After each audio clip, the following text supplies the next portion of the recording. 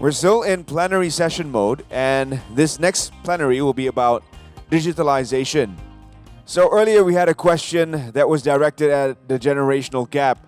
Here's someone who understands that gap very well. He has his own TED Talk on Educate for Life, Not for Work, and he's also someone who speaks regularly on the Gen Y and Gen Z. However, today he will address the digitalization of HR and how it's not just about tech, it's also about storytelling.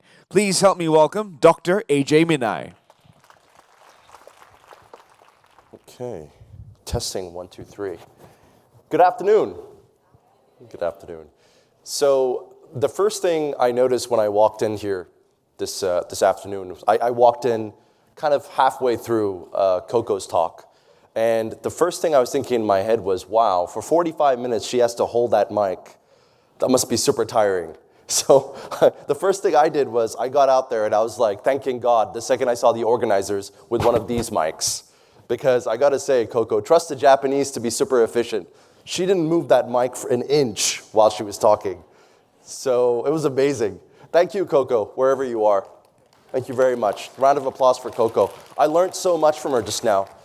Okay, let me start up the whole conversation. But before we start having a conversation, I've noticed that everyone, when everybody gets into a presentation, people get very, very immersed in the presentation. They start focusing. So something that I like to do before I start my talks and my discussions with audiences is probably just getting them a little bit more back up energized, right? So you guys have been sitting, a lot of you I've noticed have been sitting for the last 1.5, 2 hours. So what I want to do is I want to ask for a favor from the audience. What I want to do is I want you guys to all stand up together right now, and I want you to look to your left and right and smile at your neighbor. Right? And just have like a 30-second conversation.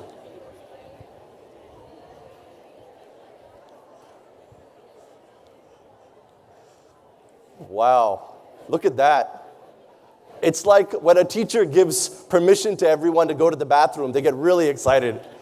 It's like everyone's like, yes, I want to go. All right, everyone have a seat. Thank you so much. Thank you. I noticed a couple, it's amazing what you see when happens when people stand up. Like I saw a gentleman over there cracking his back. I saw someone over there taking off their hat and putting it back on twice.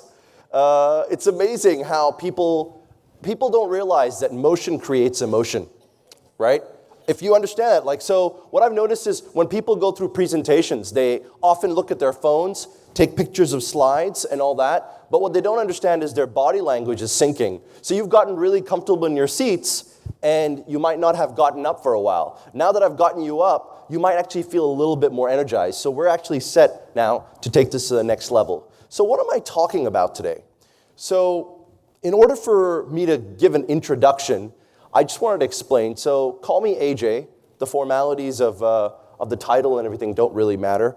I've spent a lot of time around the region, and often people say, AJ, you're a speaker, a coach, a trainer, and I actually, every time somebody calls me a trainer or a coach, I kind of cringe. I go, ugh. Because as adults, and I'm sure you agree with me, as adults, you can't really train anyone. Am I right? Have you thought about it? If you imagine, just think about the word itself, a trainer. Now, what does a trainer do? He trains someone else. But as adults, we're kind of set in our ways. And it's really difficult to imagine someone comes in as an adult and then to another group of adults tell them, all right, I'm here to train you.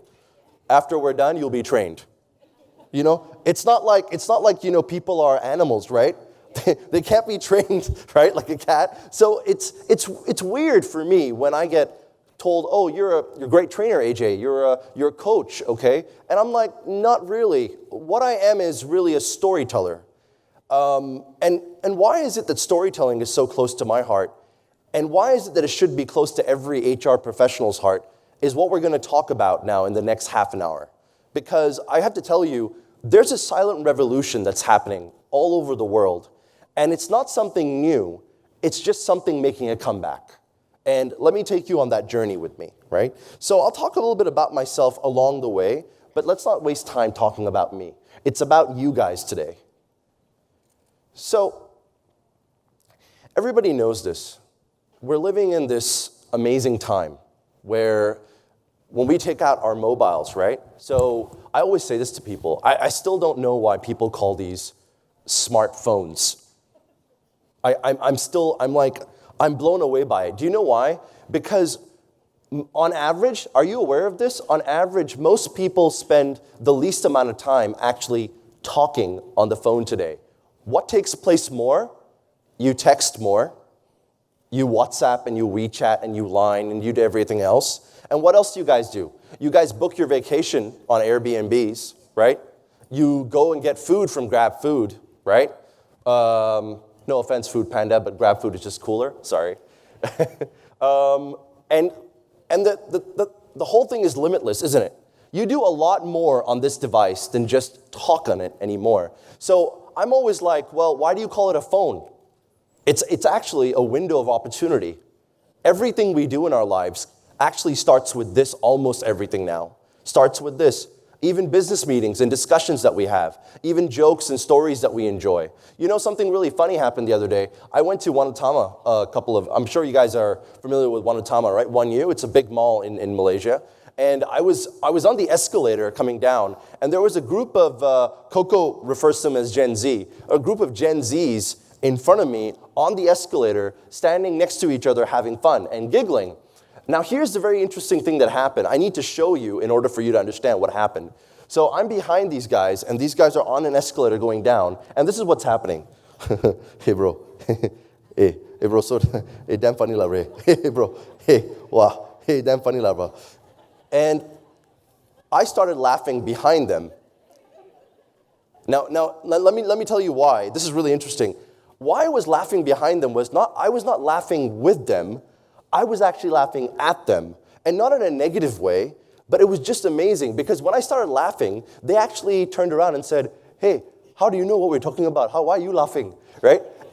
and I said, I'm not laughing at the jokes you're talking about. I'm laughing kind of like at you guys, and I hope you don't mind.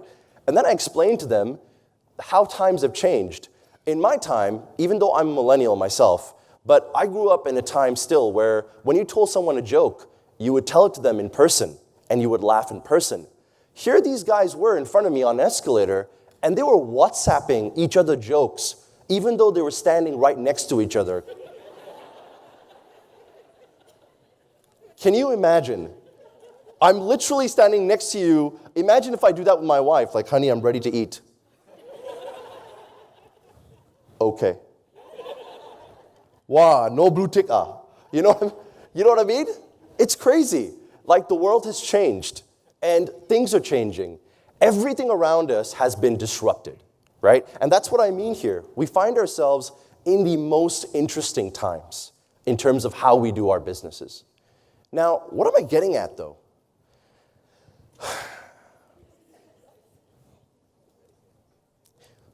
Meaningless brands are dead. All right, let me explain to you what I mean.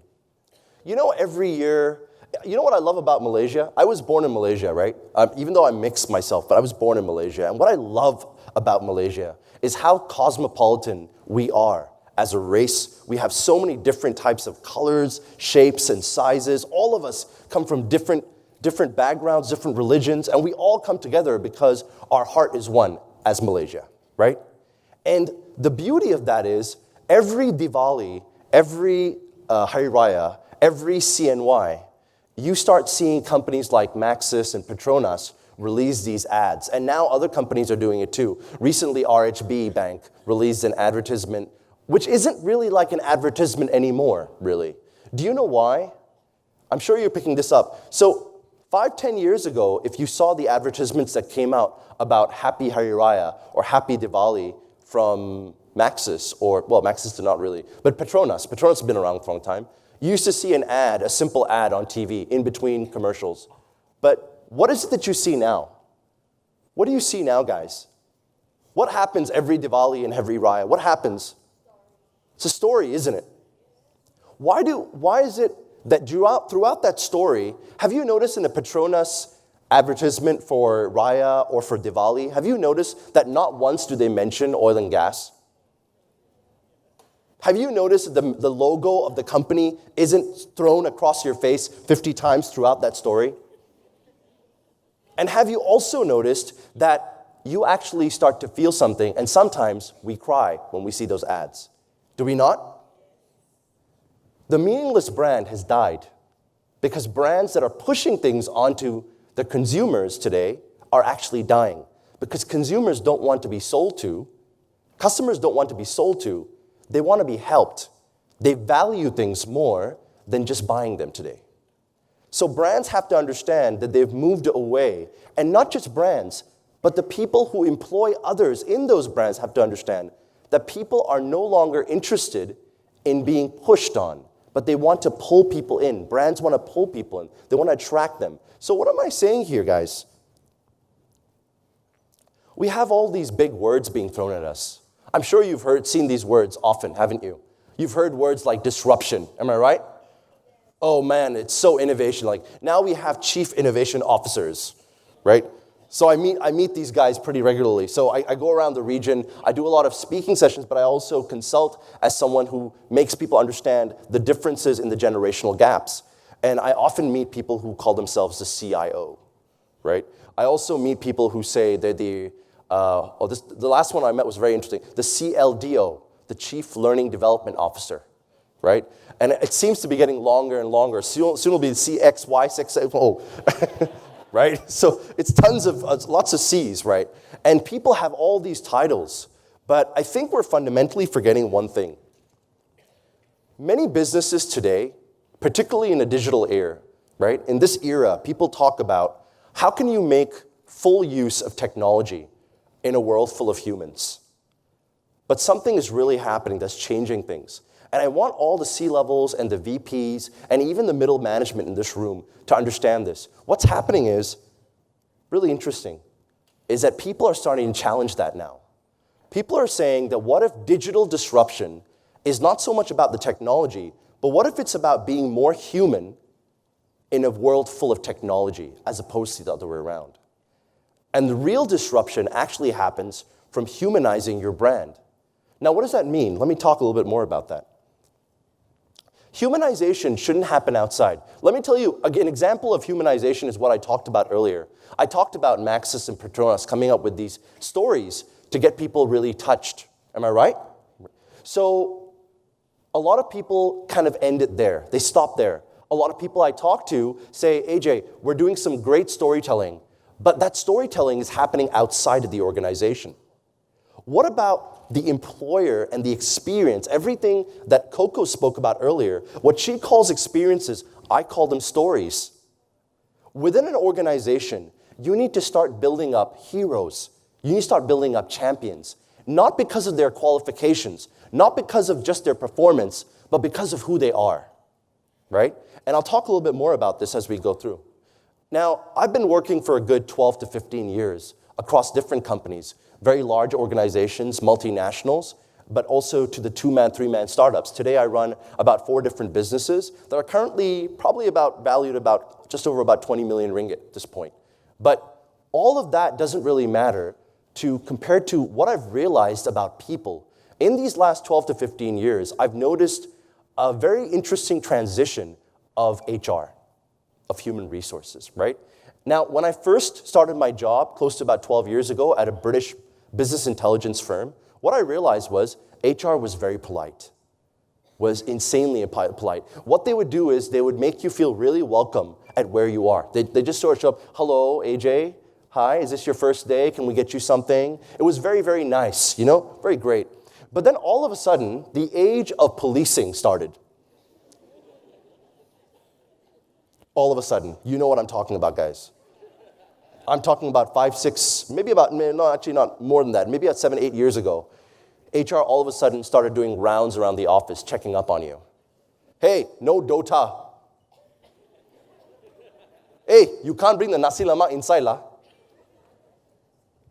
No, that's not paid leave. That's actually what we meant was unpaid leave, right? So again, all jokes aside, we started seeing that HR started to play more of a policing role, a role that was trying to extend the management's wishes to ensure that the rules were being followed. And then the next transition happened. HRBPs, human resource business partners, right? This was a combination of different things. It was a very nice policeman. A very nice one. They would come up to you smilingly and say, AJ, you know about that leave you applied for? Yeah, it's not happening. But you know, we'll find something, we'll figure it out, buddy. I'm here for you. It's very, very nice, you know? You can't even get angry at them anymore, right? So, and then eventually what's happened now is we are now in a completely millennial age, right? A lot of people aren't aware of this, but do you know that the millennial workforce in Malaysia today has crossed 50%? It's gone way past 50% now. It's no longer like 30, 40%. You're talking about people around my age in their early 30s, down to their maybe mid-20s right now, that are still showing up at work and making up the majority of your workforce, right? So what's happening now? HR is becoming kind of like a team player. They're becoming more like one of the guys. They want to do it. So even in my own startups now, I have someone who heads up people, and he's he likes to call himself the chief people officer, CPO. I said whatever. You just talk to people, right? But he does a great job. He builds the culture for all our startups. And every time he does it in a way where people don't feel like he's talking down on them, but they feel like they're connecting, like friends, right? They're engaging. And I'm sharing this evolution with you for one reason, right? Why or what does stories have to do with anything in HR? What does this have to do with stories, AJ, right? I'm sure you guys know this, and I'm gonna probably explain this to you guys. Have you noticed back in university when your professor used to come in and you would not pay attention from beginning to end? Have you noticed that? All due respect, if anybody is a professor lecturing at universities, I'm sure you're very entertaining. I'm sorry. But all jokes aside, really honestly, if I think about it, I go back to university. When I used to get lectured, I used to fall asleep, right? But the second there was a story, or the second somebody would sit down with me and tell me something that was a grouped bunch of meaningful conversations put together that made me feel something at my heart, I remembered that. And you know how I can prove this to you guys? Very simple. You can forget the actor's name, you can forget the movie's name. But if I talk about a movie that you really liked, even if it's been 5 years later, you're gonna look at me and go, oh yeah, you know what? It was that movie about that. It was about that. Why do you always say that? Why do people do that? Why do people forget the name of the actors, forget the name of the movie, but why is it they remember the movie itself? It's the story. It's the way that movie made you feel. And that's why it's so important that organizations start thinking of how to make their employees not just think logically and think efficiently, but feel valuably as well. It's very important. So, of course, stories do a lot of things for you. Stories actually allow you to be better remembered. Stories allow you to create an affinity or connection. But more importantly, let me explain through a video what I mean. Guys, do I use the clicker to play the video as well? Or do I just go from the... Can you use the clicker? Manual click, okay.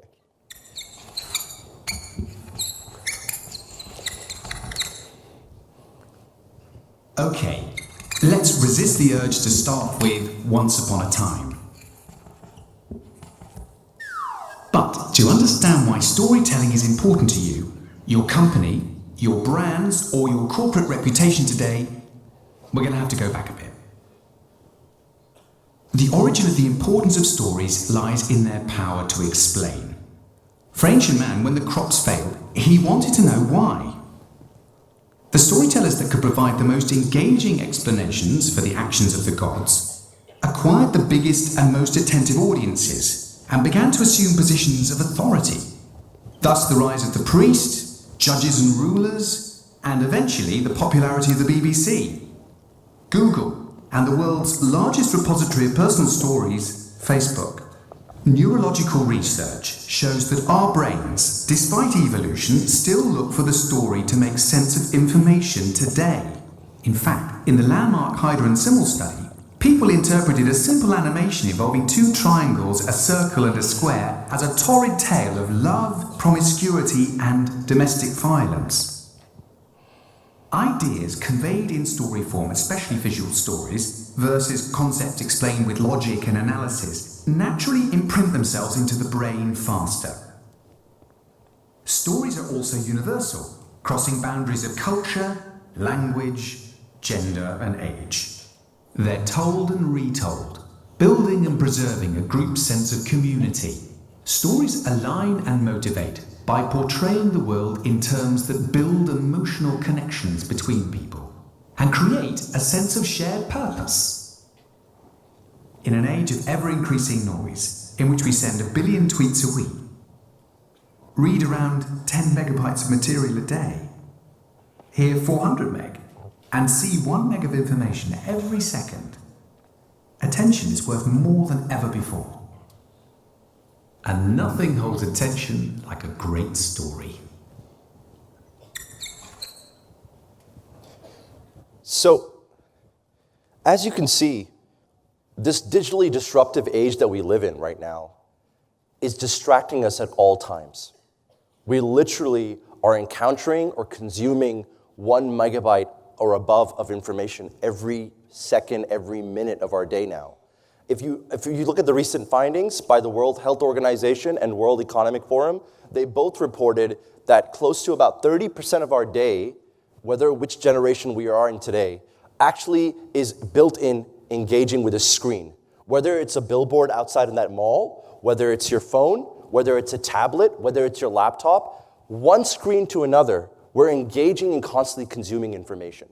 So storytelling has to be authentic. And if you look back to the examples that I gave you earlier about Maxis and Petronas, you'll start to understand why now they do what they do.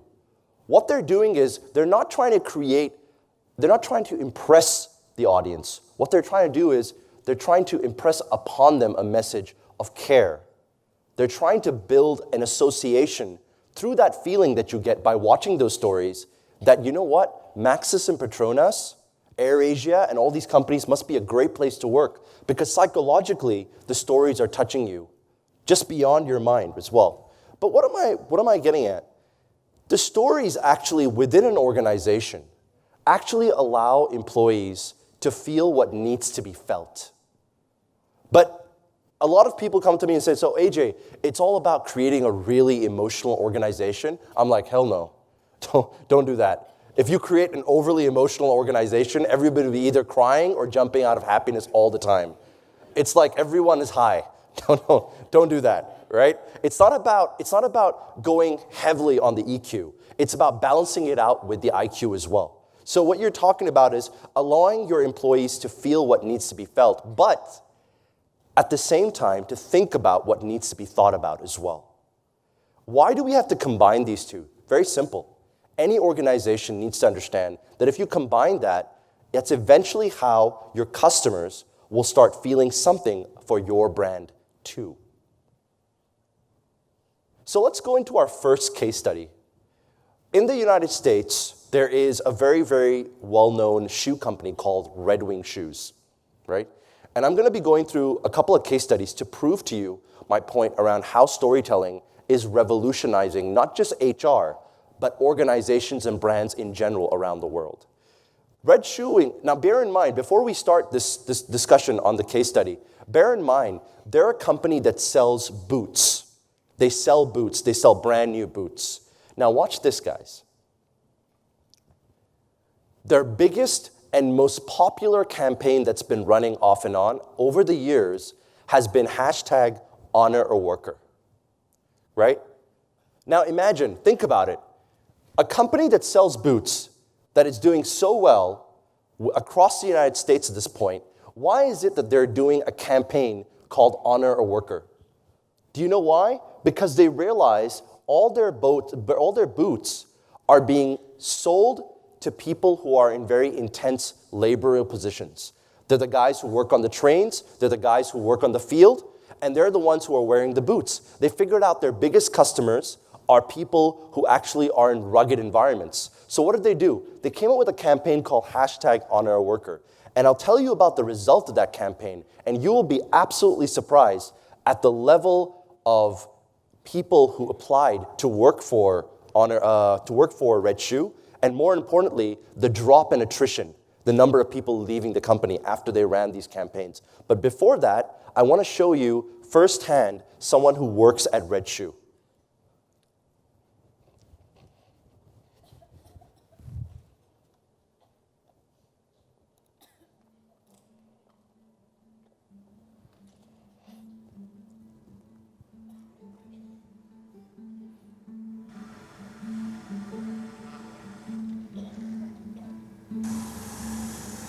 My name is Jake Illig, and I work for Red Wing Shoe Company in the repair department.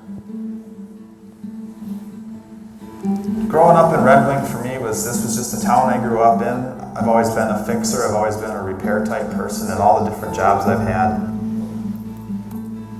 I really enjoy working with my hands. I don't mind getting dirty, so I really enjoy this type of work. It's hands-on, it's building, it's a craft.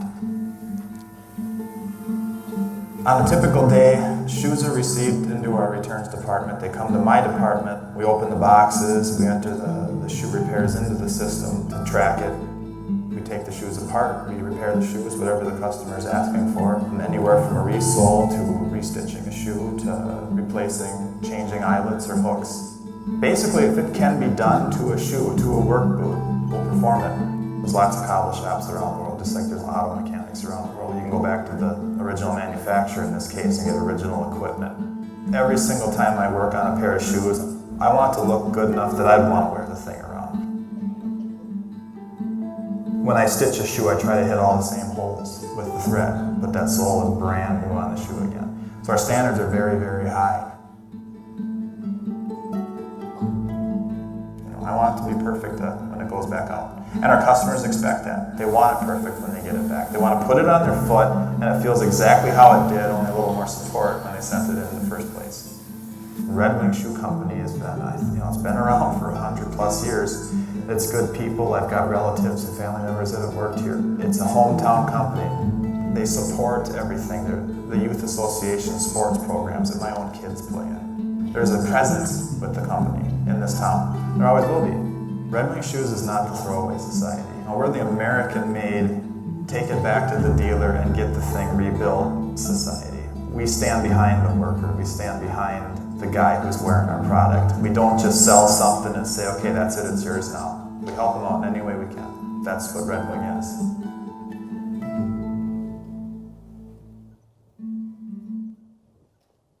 So, I want you guys to think about that for a second. A company that sells brand new boots across the United States, they created a video around shoe repair. Think about it for a moment. Think about how interesting that is, because if you look at the majority of the shoe companies out there, what would they do? They'd create a video about their newest line of shoes. They'd create a video about how comfortable their newest models are in the showrooms. They talk about how they show younger people walking around those shoes. But why is it that this company decided that they wanted to make a video about one person who's been working in their shoe repair department for the last several years? Why? Because it is immensely important for the people who wear your product or the people who work in your organization to really know what your company stands for. And they won't find that out without stories. It's really, really easy for companies to talk about vision and mission and statements, but if they don't put that together, data doesn't inspire people to act. Stories do, right? So the HR professionals that we deal with today, if they're still stuck within policies and they're still stuck with being obsessed with technology and how to bring that tech into the organization, they're still a step behind because they aren't finding a way to put that all together into a story that motivates and inspires the people who work at their organizations. So if we go one step further, we realize that Jake in that video just now, his personal story is actually a massive asset for Red Shoe Wing. Am I right, guys? His personal story is one of the reasons why someone else out there like Jake will look at Jake's story and go, you know what? I want to work for Red Shoe. And it all happened, why? It all happened because of a commercial? No. It happened because Jake told his story. So that's case study number one. Let's talk about someone a lot bigger. And this is my favorite case study. Citibank released a study around how stories have helped them hire better. And everybody in this room knows who Citibank is, I'm sure. So this is really interesting, guys. So here behind me, which site will candidate find most persuasive? Citibank did an experiment from 2017. And they released 3 different platforms. The first platform was a career website. The second one was a discussion website, very based on stories. And the third one was kind of a live exchange, kind of like a chat website. And what did they want to do? They wanted to find out how candidates see all 3 different platforms. What do they think? What do they feel about them by using them? And here's what's happened.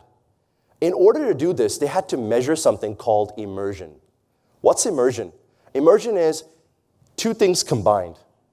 Their attention, which means that they had to measure the activity in the cortex as well as the elevated heart rate. And at the same time, they had to look into emotional resonance. Lucky for us, we live in a time where we actually have wearable technologies now that allow you to measure these things real time. So here's where the experiment began. They started this experiment, and guess what happened, guys? They measured these 5 things: immersion quotient, the peak immersion, the people who got really, really excited about it, the frustration levels, and how well that experience stayed with them. Let's have a look at the results, and I promise you, you'll be very surprised. First aspect, or first quotient that they want to measure. Immersion relative to market benchmarks. So the number of people who came to all 3 platforms, what did they stay at the most? Where did they stay the most? They stayed most on the City discussion platform, in comparison to the City career site and the live chat. Next, what else happened? The City discussion platform had a much higher level of attention span dedicated to it. The trend was actually flat, but it was still leaning towards upwards. The blue line that you see here, over here, actually represents the immersion levels or the attention levels of people on that, compared to the City website. Now imagine this, guys. Imagine if I went to you and I told you that your website, or you tell me that your website is where people go first when they want to apply for a job. And now imagine your city and ask yourself how they felt when they saw these findings. They saw these findings and they said, wait, our website is dull compared to a website that just talks about different stories of people at City? What do you mean? Our website, we've spent hundreds of thousands of dollars on the website. How can a storytelling website about City's employees make a huge difference and be more attention-grabbing? Let's go deeper. This is where it really, really got them. City themselves was blown away. Check out the frustration levels. Look at how frustrated people were at the City career website. You've got to ask yourselves now, all the HR professionals, the L&D professionals, the OD professionals, or even the entrepreneurs in this room, you have to ask yourself, do people go to your website or go to your social media, do they feel as if it's a valuable experience, or do they feel like they're frustrated? If they want to work with you, if they want to reach out to you, do you make it easy for them? Or do you make it hard for them by going through a variety of different, very hi-fi digital forms? Where people are like really like, okay, so form number 1, 2, 3, 4, 5, and by the time they get to 45, they've already lost interest in applying for a job, right? So frustration, as shown here, was something very interesting. But the impact really, really hit them hard when Citibank realized one thing and one thing alone. If you look at the top 3 indicators here, what were they? Sufficient information about the role and working there. And the question, by the way, guys, was which 3 factors are the most important to ensure a good experience when you apply to a company?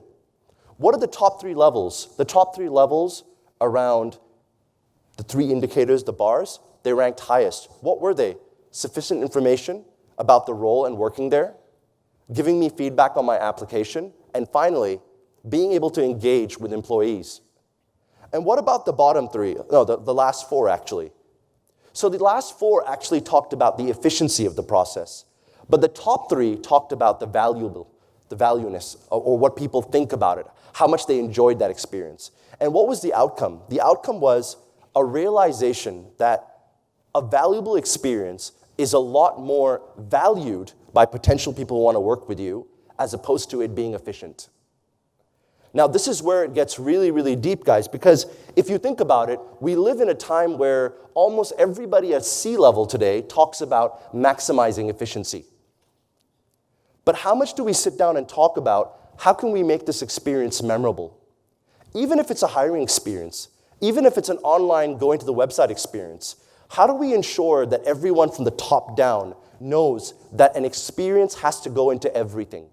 And that the memorability or the chances of that person remembering you is completely dependent on how much value they feel that you gave them through that experience or that story.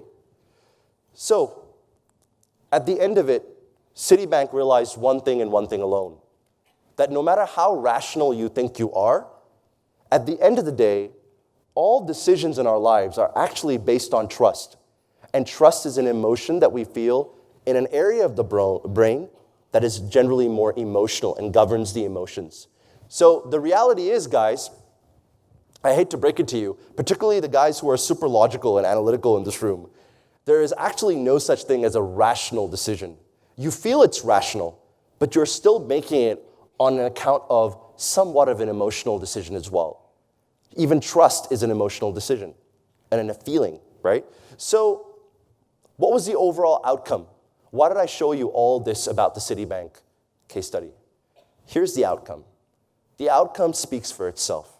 At the end of the day, Citibank looked at a 98 percentile increase of candidates that were much more qualified and better for the jobs. Isn't that amazing, guys? They started out with just their corporate website, and then they built a storytelling website that talks about the people at Citibank sharing the stories that make them excited about working at Citibank. And what happened? Authentic employee stories led to better candidate experience, led to better employment brand, and eventually, all that combined led to better candidates joining them. So, finally, let's talk about something that's a bit more social. Let's talk about UNHCR and Wharton Business School. Wharton Business School is in Pennsylvania in the United States. And this is probably one of my favorite case studies. Again, to drive home that point that storytelling is something that is going to not just change brands and employers, but it's going to change the world eventually. And it's not something new. It's been there since time immemorial, since the Stone Age, where a caveman drew on walls to tell other people a story, right? And this is the story that came through UNHCR. Wharton Business School released 2 brochures. One brochure that talked just about the facts, One brochure that talked just about the facts. Better childhood nutrition could cut stunting by 1/3, et cetera, et cetera. And then there was another brochure that went online that talked about Rokia, a 7-year-old girl. The result was, those that read the story donated 60% more than the ones who just read the facts. Again, why? They're talking about the same thing, but why is it that 60% more, 66% more donated because they read a story? And that brings me probably to my third, before my fourth, final point, is the fact that telling stories for the sake of telling stories without any actual mission and actual tied to business goals will actually result in you wasting your time and money. A storytelling technique has to be built around authenticity. So there have to be real stories and things that people can really feel and touch. Now, great content without a content mission and business goals is meaningless. But what do I mean by that? It means this. I actually spent time with one of the biggest JLCs in Malaysia in the last 5 years, off and on, talking about storytelling with them. And they've been transforming themselves. I can't take their name right now because I'm signed an NDA, so I can't reveal the name of this GLC. But one of the things that keeps on coming up is how they love to push testimonials and corporate videos online, onto the social media. And they're expecting from all that corporate video and all those commercials, all of a sudden people would love to work with them. But this is a good example of how fake storytelling is horrible for your brand, because they're spending on average about 12,000 ringgit a month per channel, like Facebook, just to push out corporate videos and testimonials. And they're not getting any likes, they're not getting any engagement. So what's the problem? The problem is they aren't following the need for being able to build a real employer branding story that will engage your audiences and reach out to really qualified candidates. What does a qualified and a refined story experience really mean? It means a narrative. It means it has to be authentic. It has to have a certain level of detail in terms of someone being able to relate to those details. It has to have challenges that shows the vulnerability of that person. And finally, it has to be practical, and it has to be something they can connect with. So here's a good example. In Citi, in the same case study in Citi, what happened? They used Nolwenn, her story, and her story was about how she joined Citi and talked about mobility. And do you know that after reading this story on this is, by the way, this is a story from the website that did very well. After reading this story, do you know that 14 people joined simply because of Nolwenn's story about mobility?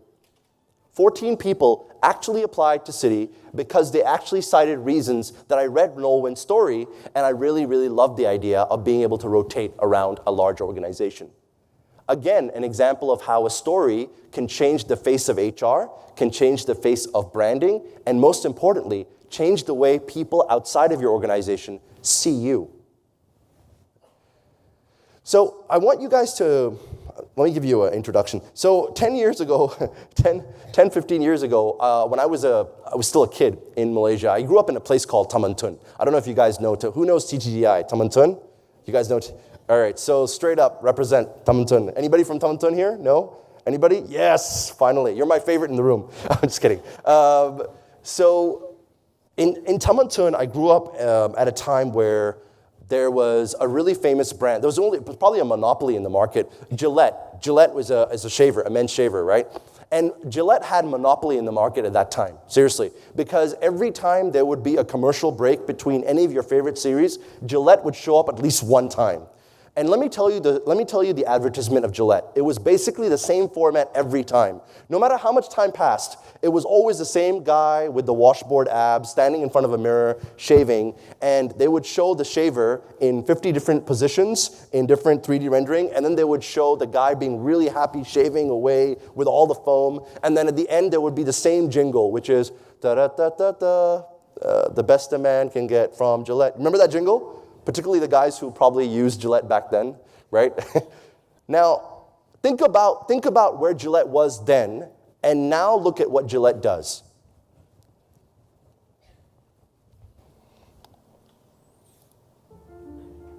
Good morning, sir. Ready to get out? Let me get your feet up. How you doing today? Okay. Good morning. I remember always looking at my dad's arms like when I was like 8, 9, 10 years old. He had arms like Popeye. He was a tugboat captain. And I so admired his physique. And now it's a different story, you know? And that's just the way it is.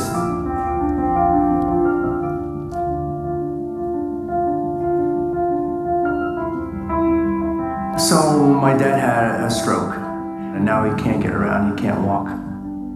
And he needs me to help him out.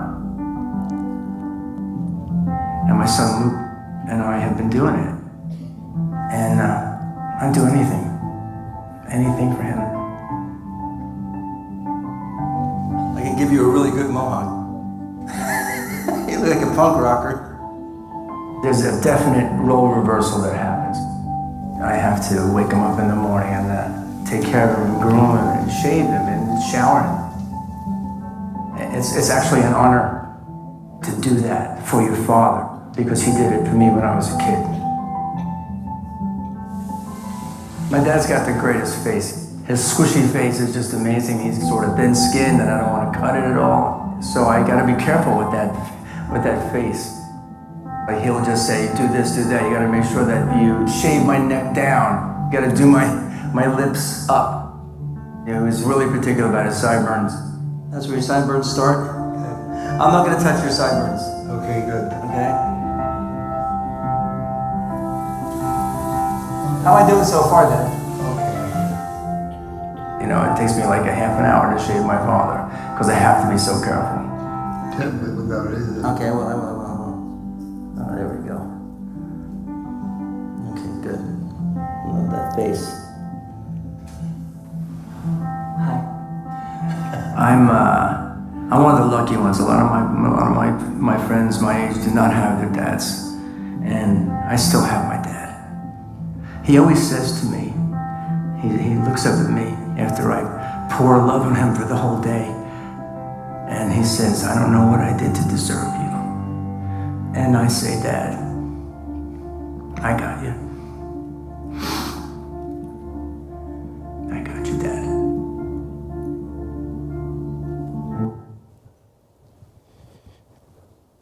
So how did you feel when you watched this video? Anyone? Heartwarming? Anybody else? What did you feel when you watched this video? Beg your pardon? I can't hear you guys. Come on, speak up. I know some of you are rubbing the tears away from your eyes, but they're like, it was great, AJ. Right? You see, well, the first time I saw that video, it got me too. And I got to tell you, it meant a lot to me simply because of the fact that I grew up watching Gillette ads 10 years ago, 15 years ago, and they've changed so much. And the one thing that's changed in them is exactly what I'm standing here talking about is stories. They're using a story, and if you noticed throughout the video, they didn't even push the product onto you. They didn't throw the logo in your face 10 times. They didn't do any of that. They talked about a relationship between a father who's aging and a son who's trying to take care of him, and how he admired him growing up. And the reality is that we all of us, feel something when we see this. And do you know the result of this? Gillette's corporate communications actually released a statement about this, that after having this video go on social media, they saw a 23% increase in quality candidates being hired. 23%. Now, people are going to ask me, how is that possible, AJ? What does this video have to do with quality candidates? It has everything to do with quality candidates. Do you know why?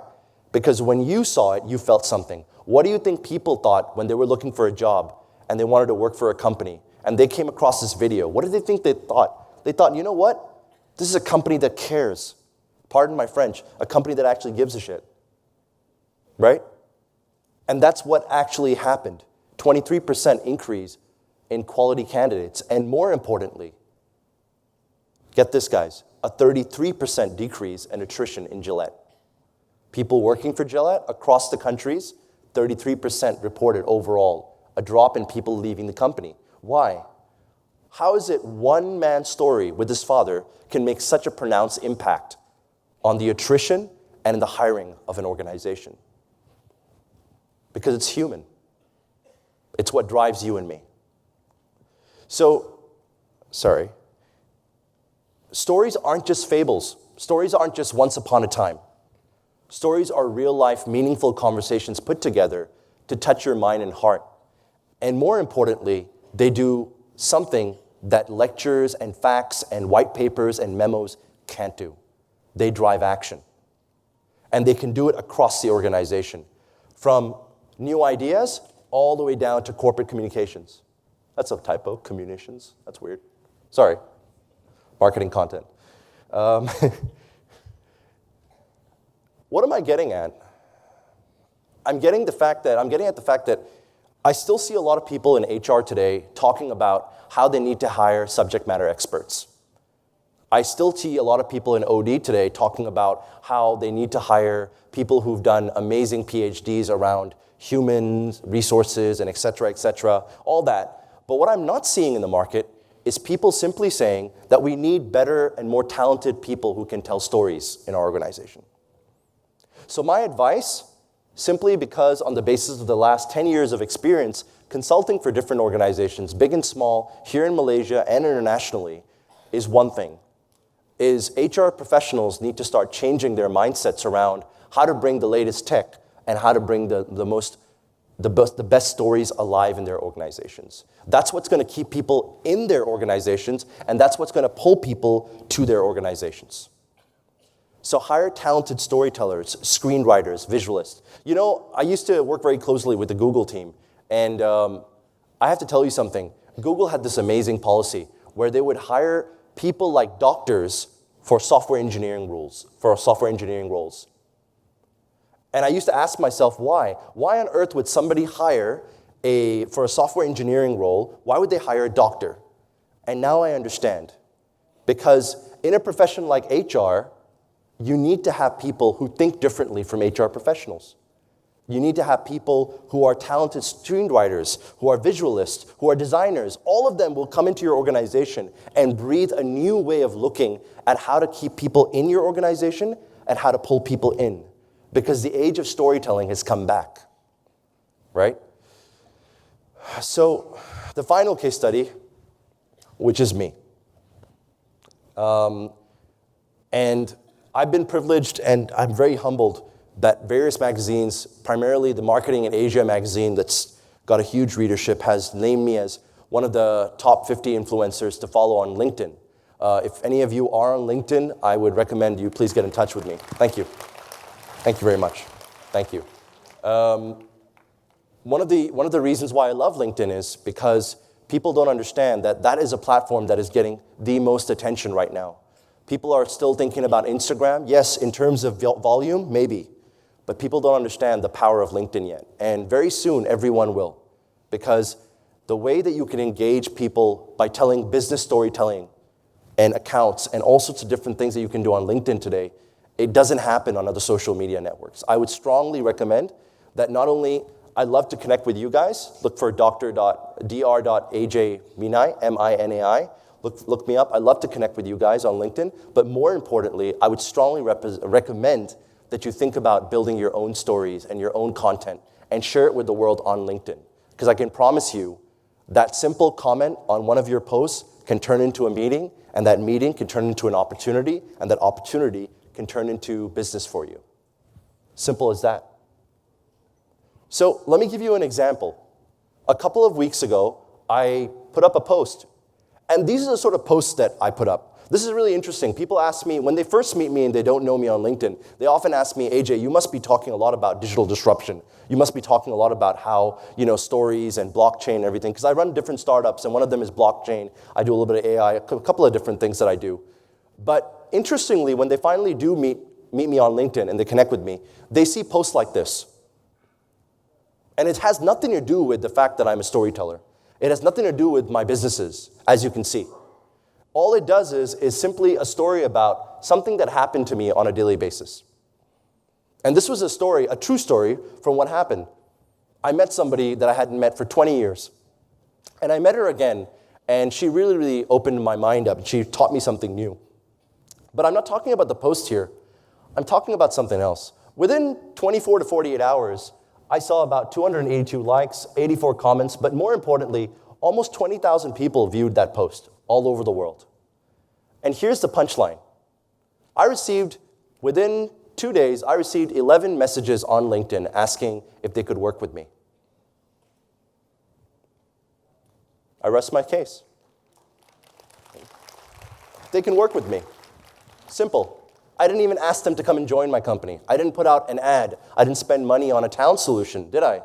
All I did was I shared a post about how I felt, and it may have inspired somebody and said, you know what, I'd like to work with somebody like that. And they sent me a message on LinkedIn.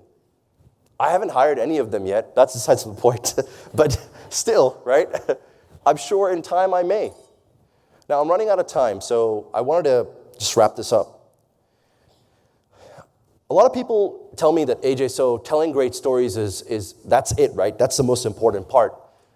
But I say, not really. Storytelling is integral for brands, employers, and everything that we know in between. But more importantly, it's actually the fact that people listen. It's not the fact that the story itself is really important. It's the fact that people listen to it, and they all of a sudden put down their iPhones and started listening to you. They all of a sudden stopped doing what they did and stopped playing that game and looked and listened to you. And you know what CEOs have been saying? And this is what a CEO has been telling me for a very long time. People who really listen to one another can really work together very effectively, right? CEOs all around the world are looking for that one gift from the gods, that if I speak and people really feel what I'm saying, and not just listen, but really feel it, I can really inspire people to do things. So it's not just the stories, guys, but it has to be a meaningful story that actually touches people in your organization, even if it's about your CEO, but it's something that really adds value to your own lives. So that brings me to my conclusion. The most value and shared stories really actually reveal who we really are. And so it isn't just about the likes. I can tell you, it's staggering. It's amazing how many people I meet who tell me, AJ, you know what? We've just got 1,000 likes on our company page. We're doing amazing work, aren't we? And I'm like, not really. No. 1,000 likes doesn't really mean anything. Neither does 100,000 followers, by the way.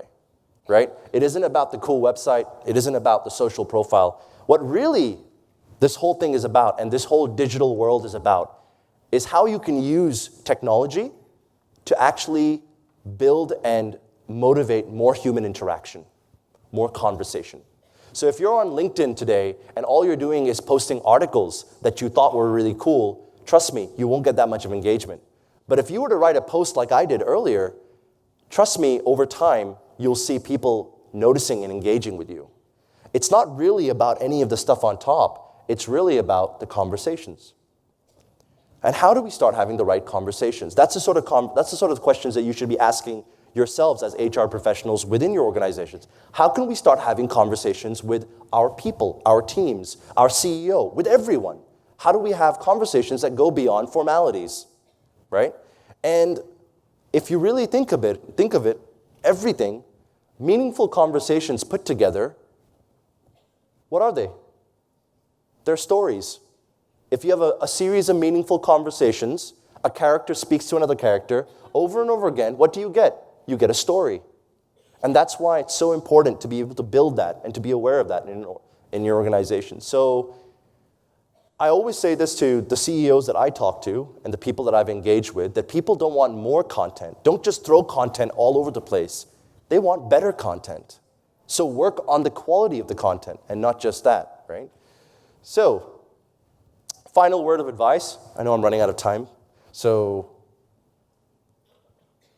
just like people have come up with all these new titles, the other day I met a professional photographer, and I said, so you're a photographer? And he looked at me funny and he went, no, I'm a strategic communicator. So I said, what do you mean? He's like, I communicate things through visuals.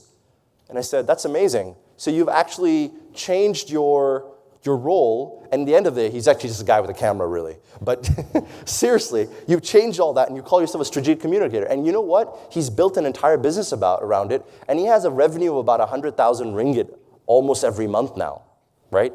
And he calls himself the strategic communication specialist, right? So it's time for HR to maybe look at a bit of a rebrand as well. What are the other names that you could come up with for HR, right? There are different OD, LND, all these different names. But maybe it's time that we start stepping up the game and coming up with stories around HR too, right? So Gary Vee is I love Gary Vee. I don't know if you guys know who Gary Vaynerchuk is. He's probably one of the most influential entrepreneurs in the world today. And he said something really, really powerful. There is no sale without the story, no knockout without the setup. At the end of the day, ladies and gentlemen, it's always about human beings. It's not about how disruptive the tech is. It's about how disruptive you are, right? So I leave you with this parting thought. The next time you sit down for any HR, OD, or L&D conversation, start with the question, what's our story? What's your story? Thank you very much. Thank you, AJ. And I'm sure you've got a lot of questions, but we're going to get into the most compelling one. Wow, there's a tie for first place. So let's try to take both. Okay. We have a tiebreaker there. How to tell compelling stories to drive transformation. Okay. Wow. To whomever has asked this question, you could not have been more vague. Thank you. That's like asking, why is the sky blue? All jokes aside, I think really the answer to this is a story becomes compelling simply because of how real and how vulnerable the characters are. The reason why I started out by saying that once upon a time is not what I'm here to talk about is because it's very important for you to understand that there's a difference between a fable and a story. A fable is what we grew up with, Hansel and Gretel, Rapunzel, all that stuff we grew up as kids.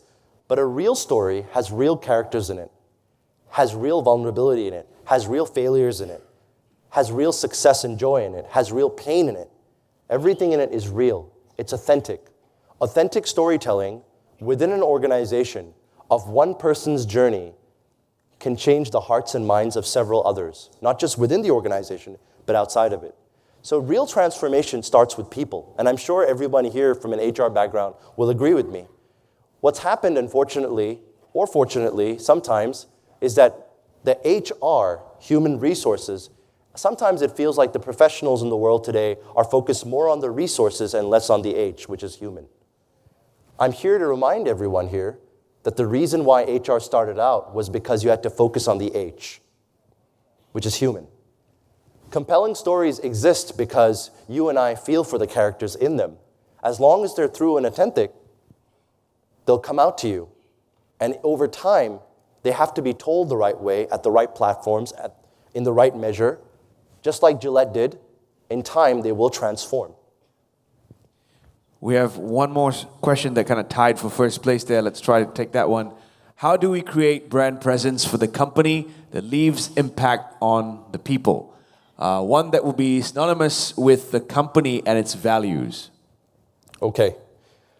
If I can probably summarize it, because I know we don't have much time. It's crucial that all the companies out there understand that whether you're on a B2C or a B2B model, you have to embrace the power of LinkedIn. Don't get me wrong, guys. I'm not being employed by LinkedIn to say this, right? I'm not pushing LinkedIn because I'm getting something out of it. No, it's not that at all. I just truly believe that that is a platform that's getting the most attention out there right now. Believe it or not, globally. You may not see it right now, but over time, you'll see in context to business, LinkedIn is where your brand can really, really reach out. Not just to quality hires, but to quality partners, to quality investors, to quality customers. All of it, right? So it doesn't matter if you're B2B or B2C. What you really, really need to do in order to answer that question is get onto LinkedIn and look at original content creation from your company, like Gillette did with that video, right? Come up with content that moves people with not just meaningless content that's good to look at and good to watch. No, I'm talking about how Gillette made you watch an entire story, but in that story, you still saw a glimpse of a young man shaving an older man. Did you not? You also saw a glimpse of the Gillette logo. So it wasn't meaningless content. There was an ROI to it. They did use an ROI tactic in it, where they made a very subtle association between Gillette being an amazing product with something that cares. And that's what I recommend. If there's one tip I recommend, look into LinkedIn and start exploring content creation there for your brand. Reach out to people for the right reasons, not just the efficient ones. Thank you. Thank you, Dr. AJ Minai. A big round of applause. Thank you. Thank you very much. For Dr. AJ. And with that session, we have come to lunch. We have a 1.5 hour lunch break. Please do kindly take some time to visit our exhibitors upstairs. And we'll be back in this hall for the panel session on the future of human capital development in the digital age at 2:30 p.m. Please take note, do not leave any of your personal belongings behind. Do take them all with you as you head out to lunch. Thank you very much. We'll see you at 2:25.